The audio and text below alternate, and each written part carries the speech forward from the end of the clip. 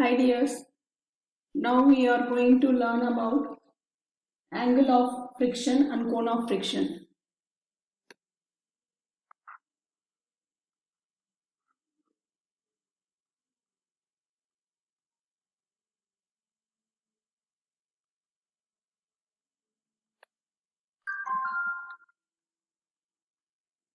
So what is angle of friction and cone of friction?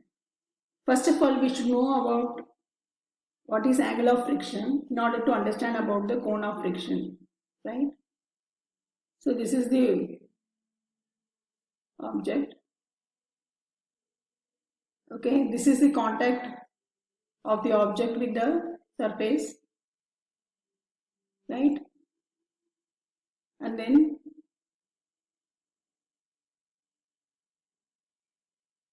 this is the point of contact.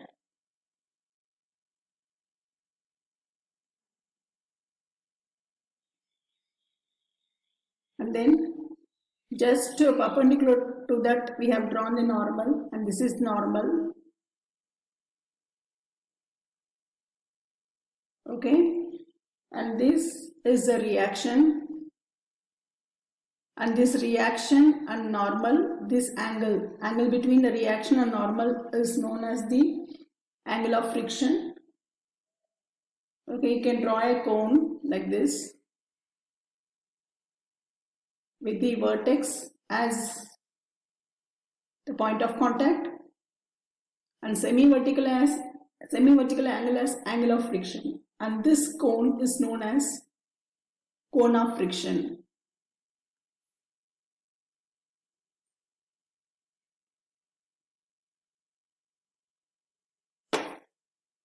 Fine. So when the friction is the limiting friction, when that is very important. When the friction is the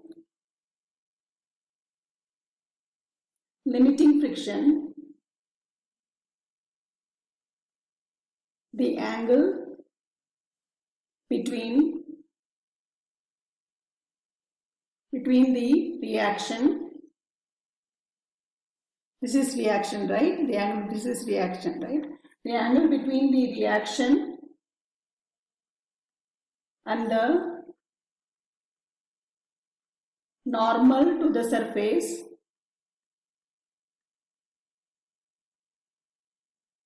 is called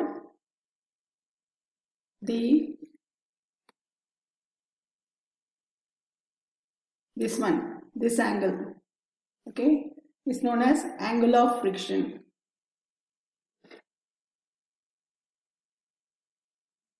This is reaction. The angle between the reaction and the normal. I will draw red color as reaction, blue color. This is our reaction, right? The angle between this reaction, this is our reaction, okay? The angle between the reaction and the normal. This angle, that red color I have drawn, no? This angle is known as this red color one. This angle is known as the angle of friction, right? The right angle, the right circular cone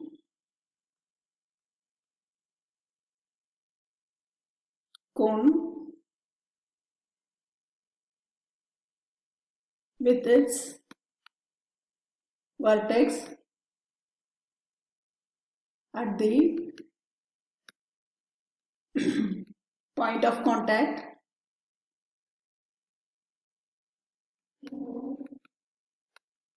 with its axis along the normal. The axis is the normal, okay? This is normal. This is axis of the cone.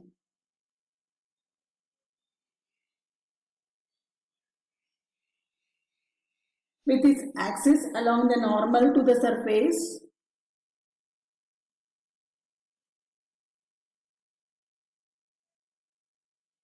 and with its semi-vertical angle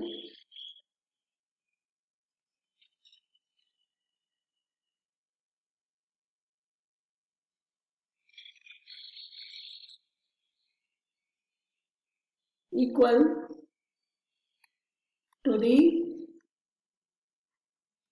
angle of friction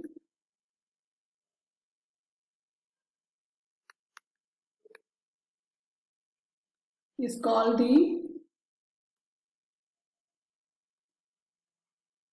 cone of friction.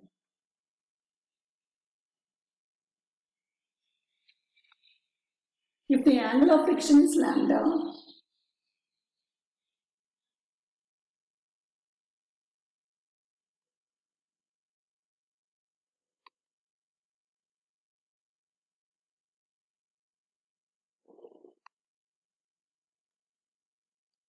then I have to go to the next page because I cannot extend this anymore.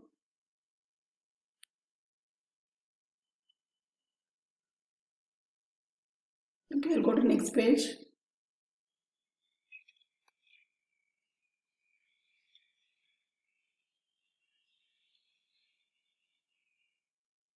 Okay, where we left is angle of cone of friction. If the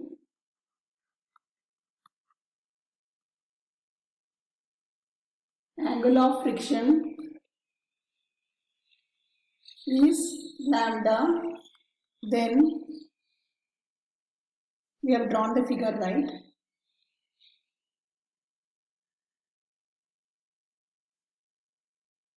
I have to draw the figure again.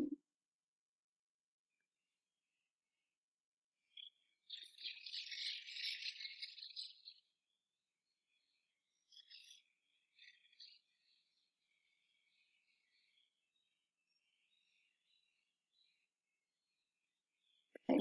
This is the normal and this is limiting friction.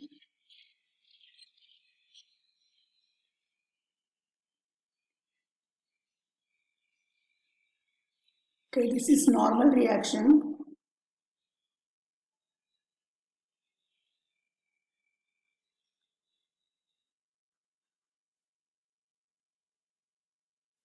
And this is our reaction.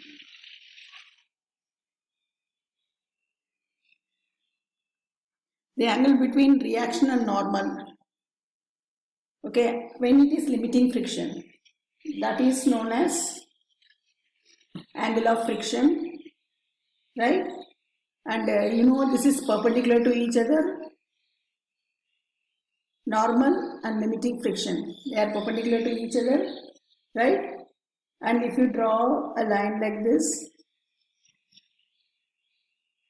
and this is perpendicular, right? You complete it, right? If this angle is lambda, so this angle also will be lambda, right? Because you are having two parallel lines. This is also 90 degrees. This is also blue color is also 90 degrees. This black color is also 90 degrees. This blue color line we have drawn out, that is also 90 degrees with the limiting friction. This normal reaction is also 90 degrees with the limiting friction. Therefore, these two angles are alternate angles, right? This is lambda means the alternate angle. This is also lambda. If you now you can see tan lambda. What is tan lambda? If the angle of friction is lambda, then what is tan lambda? Tan lambda is equal to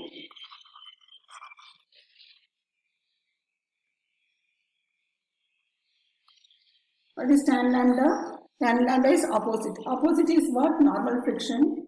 So limiting friction.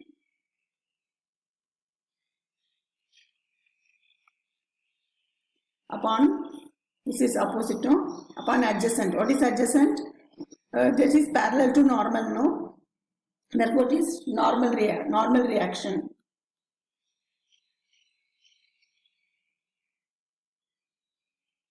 So that is our mu.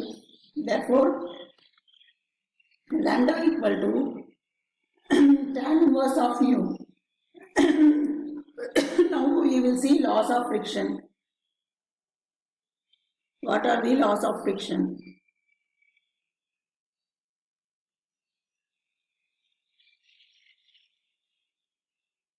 Right? Law 1. Law 1 is nothing but the friction acts opposite to the direction in which the body moves or has a tendency to move relative to the other body in contact. I am repeating again. The friction, that is, we are talking about the law 1. The friction acts opposite to the direction in which the body moves. The body is moving in this direction. The friction will be in the opposite direction. Right? The friction will be in the opposite direction. This is the body moves in this direction. This is friction. So friction is in the opposite direction in which the body moves and has a tendency to move, okay, and or has a tendency to move relative to the other body in contact. This is law 1. We'll go to law 2.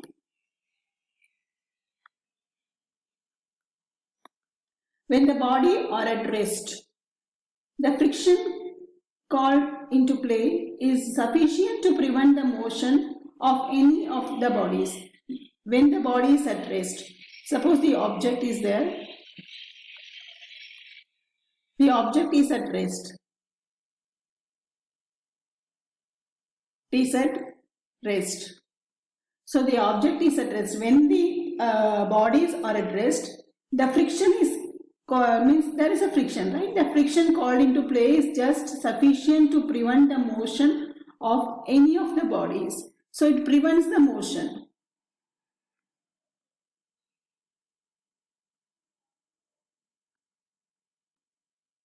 Okay, so when the bodies are at rest also there is a friction. Then we'll go to the next law, that is law 3.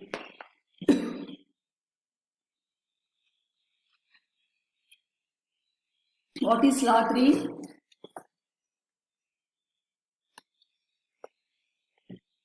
There is limit, okay, to the amount of friction that can be called into play. There is a limit here. For any friction, there is a limit. We have already seen that. There is a limit to the amount of friction that can be called into play. The limit bears a constant ratio to the normal reaction. That is, we have already seen. It is having a constant ratio to the normal reaction. This constant depends upon the nature and material of the surface.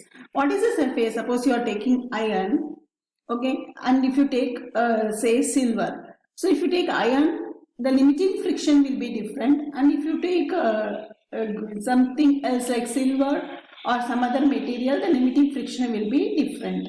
So what is limiting friction? The maximum friction, okay, limit. Beyond that there cannot be any friction. So the limit to the amount of friction, that is maximum, that is fixed according to the material of the body. Okay, that is nothing but, what is limiting friction? It is nothing but it has a constant ratio to the normal reaction.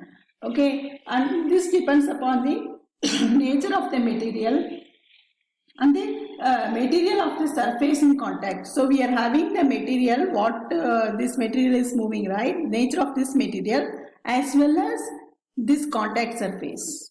So it depends upon the nature of the material and also depends upon the contact surface. Right, and not on the measure of the areas of contact. Here the area of contact is less. If you see, the area of contact is more here. Okay, in both the cases it depends upon the nature of material one and also how where the particle is moving. Okay, these two only is matters and not say nature of this surface. What is the material of the surface? What is the material of this body? What is the material of this body? What is the material of this surface?